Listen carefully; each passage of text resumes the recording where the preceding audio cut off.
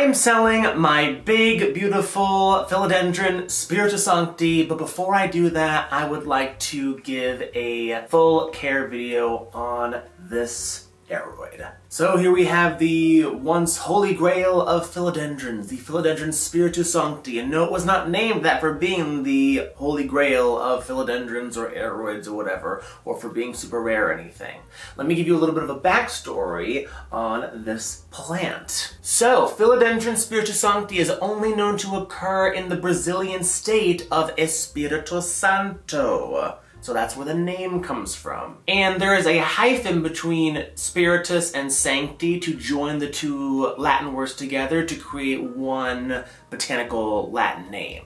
Because when it comes to species names, you need one species name. You can't have a species name that's two names. It can't be Spiritus Sancti. It has to be Spiritus Sancti. So for botanical Latin, that's why it has a little hyphen in there. So in nature, this is a hemiepiphytic plant. So it has evolved long, pendant, semi-pendant leaves, and it will hang off of the side of its host tree. A hemiepiphyte is a plant that spends part of its life cycle up in the trees and then part of its life cycle in the ground. Its long leaves hang pendant because it has evolved to hang off of a tree, often high in the canopy. We're talking sometimes over 50 feet high. And it will send long feeder roots all the way down to the forest floor to absorb additional nutrients from the top leaf litter. So while the actual forest soil is pretty sterile in the South American tropics, because of all the rainfall washing away all the nutrients constantly, that top leaf litter, that's where the dinner table is set. That's why those long feeder roots come all the way down from the treetops and go into the soil. They're trying to get that little bit of extra nutrients, a little extra energy boost, you know what I'm saying? So let's talk about the light requirements of Philodendron Spiritus-sancti. These plants grow in the understory of a rainforest, so they get bright, filtered sunlight. Think bright shade. Think orchid light. Think a little bit of dappled sunlight. Think a bright sunroom, but not direct sunlight. Personally, I give this guy about medium to bright indirect light equivalent. I have it under a grow light. It probably gets around 500-ish foot candles or so. That's about medium light. I would say if you go any lower, then it probably won't grow very fast. I would say to get the best growth, you'll want at least 500 foot candles, maybe up to 1,000, or maybe even a little bit more than 1,000 foot candles. It can probably take a little bit of direct sunlight depending on where you are in the morning or the late afternoon. Just avoid direct sunlight between like 11 a.m. and 3 p.m. That's usually when the sun is the strongest, and that's probably when you'll see bleaching on the leaves or even leaf burning, which is when the leaf will turn brown because the cells in the leaves will actually die. So yeah, you want to be careful of that. Okay, let's talk about watering, guys. As you can see, I have it in a vase. I grow my plants in vases just because I find it's a little bit easier to stay on top of the watering. I can see when the water has run out. I can easily see when it needs to be re-watered. I also re-rooted this guy completely when it was shipped to me. It had lost all of its roots. So I actually had to stick the entire stem in water. I just let it root out. So these roots were originally hydroponic roots. And then I put Philodendron in it, and then they became semi-hydroponic roots. Now this plant comes from a region that has a distinct rainy season and dry season. Even though it is a tropical climate, there is a distinct rainy and dry season, and usually plants that come from those parts of the rainforest tend to be a little bit hardier when it comes to drying out in between waterings. So I find that this guy, he can dry out a little bit in between waterings and he doesn't really protest.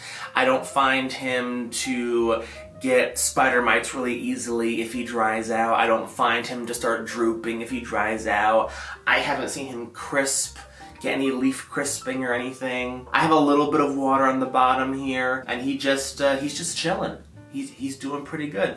But you can grow these quite easily in just a traditional pot with aeroid mix. You don't have to have like a fancy setup like this because they really don't need it. I usually grow things in vases that require higher humidity and perpetual moisture, but this guy doesn't require either of those things, and we'll get more into the humidity in just a second. So you can water this when the soil is pretty much dried out, but just not bone dry. Remember guys, even though they have a dry season, it's still a tropical plant. It's still in a place where there's high humidity, there is still rainfall, a lot of rainfall, probably a lot more than in your region in their quote-unquote dry season. It just means that they can go for longer periods of time without water. They're essentially a little bit more adapted to that water stress, if that makes sense. Okay, let's talk about fertilizer, feeding your Philodendron Spiritus-sancti. Like I said, these are hemiepiphytes in nature, and epiphytes and hemiepiphytes generally get their nutrients through photosynthesis and only rely on other sources when it's available. This can include any decaying material that comes in contact with their leaves or roots. So a slow release fertilizer or fertilizing in small amounts with every watering, I would say, is the best way to feed your Philodendron Spiritus-sancti, and I would say most epiphytic aeroids in general. Okay, let's talk about temperature. So this plant is endemic to a region that has yearly temperatures that float around the 70s Fahrenheit during the day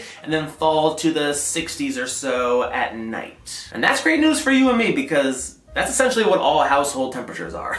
Just be mindful about keeping it away from any drafty areas or super hot areas. So keep it away from ACs, keep it away from heaters, keep it away from super cold windows. Keep it in an area that is fairly warm. An area basically where you would hang out all day and you don't have to put on a sweater. Think of it that way, guys. So basically have your plant in an area where you would be willing to sit around all day and not be sweating or shivering. And humidity, guys. What are the humidity requirements? People always talk about humidity when it comes to aeroids, especially the exotic aeroids. Now, while this is endemic to a region of the world that has high humidity year-round, since rerouting this guy from shipping, every single one of these leaves has grown in 30-some% humidity, right there.